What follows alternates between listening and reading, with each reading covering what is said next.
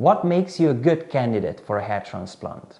Thousands of men go under the knife every year in hopes of restoring their full head of hair, but around 10% of the patients report lackluster results after the surgery. While these botched surgeries cost thousands of pounds, they are essentially just money down the drain. Not to mention that these patients still have to endure the surgery, the recovery process, and deal with all the uncomfortable side effects of the procedure. But what if some of these unsuccessful treatments could have been avoided from the beginning?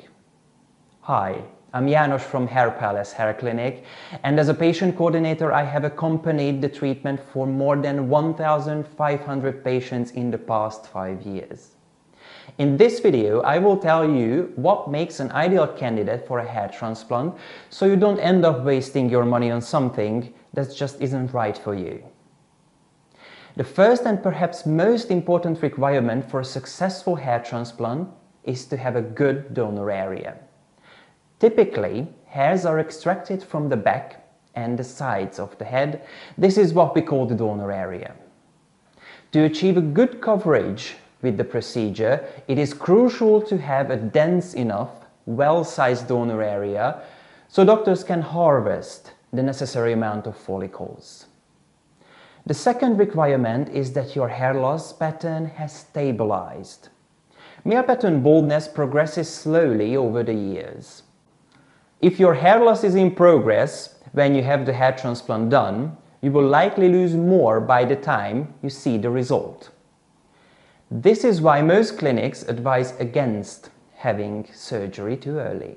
While it's possible to lose a significant amount of hairs in your early 20s, it is best to wait until male pattern baldness runs its course. Additionally, if you have the surgery too early on, you may need additional procedures to keep up with the hair loss. The more surgeries you have, the more likely your donor area gets depleted, making further interventions impossible. However, if you patiently wait until hair loss stops, it may be possible to restore your full head of hair with one single procedure. The third prerequisite is that you have been experiencing hair loss for at least 3 years. This is largely due to the same reasons I've just mentioned. Getting a hair transplant too early on can increase the likelihood of needing additional surgeries, and you might risk exhausting your donor area too early. Lastly, your hair loss must reach at least stage 3 on the Norwood scale. The Norwood scale is a popular visual system for measuring the evolution of male pattern hair loss. Norwood 3 is the first stage where clinically significant hair loss appears. Typically, it's characterized by a deepening recession at the temples, creating either an M, V, or a U-shaped hairline. Areas affected by the recession will be either completely bald or show profound thinning. The other version of the Norwood 3 is when the balding affects the vertex.